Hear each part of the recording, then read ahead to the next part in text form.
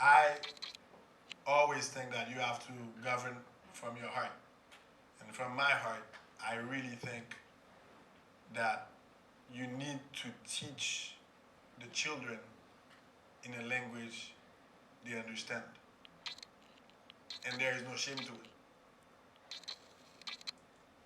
The MIT-Haiti Initiative, I was talking to the dean, and first of all, I thanked him, and I thank MIT, and I thank Professor DeGraff, and I thank all of the members of the initiative for even daring to do and to go. And now I can say this because I'm no longer in the job, so I don't have the press coming down on me after the meeting, is to dare to do what others would not even think of doing. Trying to push the boundaries, the limits. Because although we took our independence from France in 1804, all the laws are French based and are written in French. Everything is French derived. So,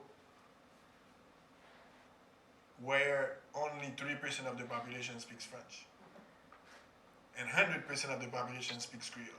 So, to all of you that are not used to Haiti, you would say, but then you would think the education is in the language that everybody understands and speaks and relates to. Well, wrong. The education is in the language that a little minority of 3% speaks and relates to. So MIT is trying to change the paradigm and trying to go in uncharted territory. And MIT Haiti Initiative is trying to do what seems obvious. Teach the children in the language they talk and understand. Teach the children in a language that their parents speak, friends speak, environment, everything. And get them out of this society imposed system where they understand nothing.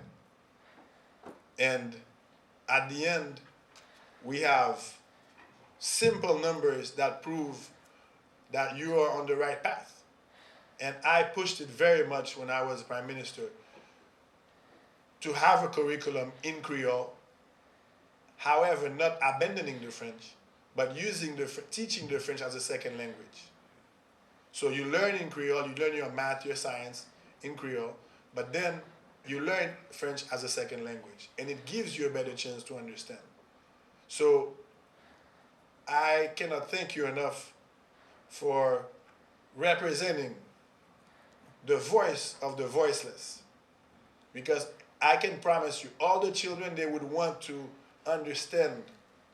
And the statistics show that when they learn in Creole, their native language, they get it at 60 words per minute. Versus when you go switch to the French, it's 20 words per minute. And then they learn by heart. They don't understand that they're learning. And soon after, the teachers that are teaching don't speak French really. So this is a recipe for lots of problems. But it comes from a social status, because the one who speaks French feels that there is a greater social status. But we're not saying to abandon the French and not to have the social status. That's not what this discussion is about. It's about learning in a language that you understand and also learning French. Like this, you benefit both ways.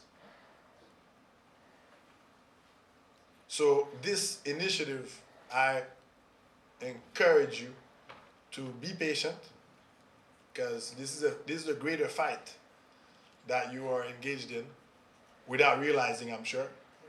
Because when you did the initiative, but I took a lot of criticism, and I'm sure I will take a lot of criticism for standing up for the Creole language. But the Creole language is the one that 100% of the population speaks. So I don't understand what the issue is about not embracing it. So the dean says that it's time to call it a day. And who am I to challenge the deep?